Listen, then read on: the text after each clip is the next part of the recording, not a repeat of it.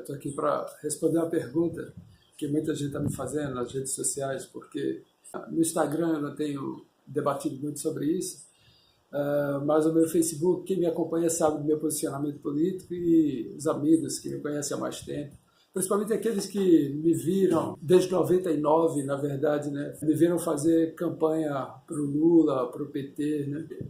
Assim, eu tenho uma veia socialista, né, na verdade. A ideia da melhor divisão de renda, isso é muito claro, né? A gente sempre teve no Brasil uma possibilidade de ascensão social, mas a gente tinha uma pirâmide muito larga na base, ou seja, a nossa miséria, a nossa pobreza sempre foi muito intensa, né? Muito ampla em relação à quantidade de ricos, né? E, lógico, eu acho que essa não é a gênese da violência, porque nós conhecemos vários países pobres, inclusive, em que a gente passa em comunidades muito pobrezinhas, comunidades que vivem do seu próprio trabalho, mas que elas têm um fundamento social muito mais honesto, muito mais humano do que o nosso. Eu não acho que a pobreza e a má distribuição de renda seja por si só a causa dessa violência que a gente vive no Brasil. Eu acho que a gente tem questões culturais mais importantes, que precisam ser enfrentadas com uma educação de base mais ampla, né? Com um exemplo social mais digno. Mas, no entanto, eu sempre tive clareza de que a gente precisa melhorar essa distribuição de renda. Não há como você ser feliz num país onde as pessoas, nesse momento agora, comem lixo, né? Tem duas coisas que os amigos que me conhecem há mais tempo sabem, mas os que me conhecem nos últimos anos não, né? Primeiro, todos sabem que eu sou médico e que sempre tive esse cunho social, né? Eu sempre, antes da faculdade, eu já fazia trabalhos sociais com a comunidade mais carente. Nós trabalhamos com mendigos na rua, depois com carroceiros em comunidades de lixões, né? E desde então, desde os meus 16 anos, a gente nunca se afastou, mesmo porque a minha origem é muito humilde, né?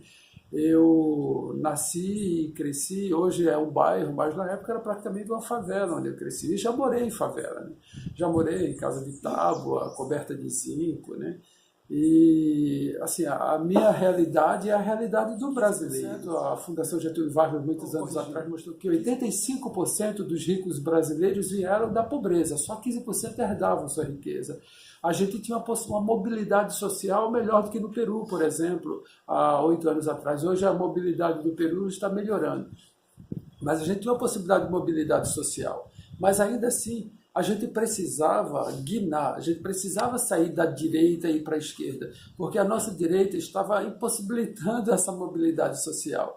A gente chegou num estado em que o país ele estava tomado pelo pensamento autoritário de direita, e que era mais ou menos isso. Todo mundo sabia, se o cara era prefeito, ele poderia cometer o absurdo que cometesse e não ia preso. Se o cara era amigo de um delegado, ele não ia preso. Só ia preso pobre, negros, né? Era isso que ocorria no Brasil. Isso era um fato consumado. E a gente não mudaria. Isso, apesar de a gente ter tido um governo militar e depois a direita assumiu, a gente teve a manutenção desse Estado, né? A gente estava com a direita depois do governo militar há 20 anos, basicamente, e não havia possibilidade de que a gente mudasse o Estado quo. A entrada da esquerda, e foi aí onde, mesmo sendo militar, outra coisa que muita gente não sabe, né? Eu praticamente sou militar desde os 12 anos de idade, né? Então, o meu envolvimento com o militarismo começou no grupo escoteiro aos 12 anos, né? Então, se a gente considerar assim, há mais de 38 anos, eu tenho envolvimento direto com a vida militar. Depois fui para a escola militar, fui militar por muitos anos, e mesmo sendo militar, eu era atuante na campanha pela esquerda. Bom, não só eu tinha amigos e tenho amigos, né, militares que são ativos na defesa da esquerda. Isso só nos notifica uma coisa, né? Que há uma liberdade, uma democracia dentro dos quartéis.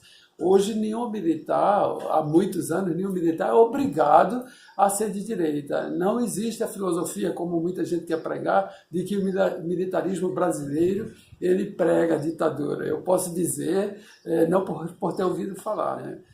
Vou dar um exemplo simples. O militarismo no brasileiro ele sempre teve uma vocação democrática. E nós aprendemos no quartel, eu fui de escola militar e muitos que estão me ouvindo foram, nós aprendemos no quartel que a função do militar é guardar a Constituição. e defender os governos constituídos. O que isso significa? Que se quando Dilma estava sofrendo impeachment, ela não tivesse, o impeachment não tivesse sido aprovado, e se a direita quisesse derrubar o impeachment, fosse ele Bolsonaro, fosse quem fosse, o exército estaria lá na esplanada dando cacete em quem tentasse derrubar, porque a função do exército é defender o governo constituído. O nosso exército, as nossas forças armadas, elas são completamente patriotas, são completamente democráticas, são completamente constitucionais, elas defendem a Constituição, não importa o governo. Se você votar no PT, se você votar no PCdoB, né, e o presidente se constituir, as nossas forças armadas, a contragosto ou não, vai defender o presidente.